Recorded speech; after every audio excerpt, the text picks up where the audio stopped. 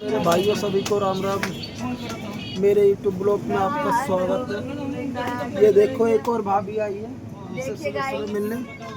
हाँ भाभी, क्या कर रही हो? फोटो अच्छा नहीं आता है। फोटो खींचने के लिए कौन वीडियो बना रहा है भाजी? आपको तो हम सीधा यूट्यूब पे डालेंगे।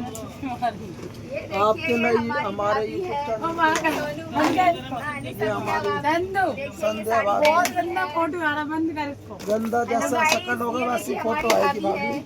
जैसा शकल है ना वैसी फोटो आएगी। बहुत अच्छी है ये शकल नहीं शकल नहीं, फिर देखो एकदम बढ़िया। ये हमारे भैया हैं। ऐसा जैसी शकल है ना वैसी आएगी, है ना भाई? शकल बदल जाएगी, बता। शकल तो तुम लोगों की क्रीम पाउडर लगा के ही बदलती है बस। क्रीम पाउडर लगाओ फिर शकल बदलो। ये देखो एक और भाभी आई है हमारी, ये मान ही नहीं रही। पाउडर लगा के ये पब्लिक को गुमराह करती है। ये देखो, मैं बता रही, ये देखो। बंद कर वो, बंद कर।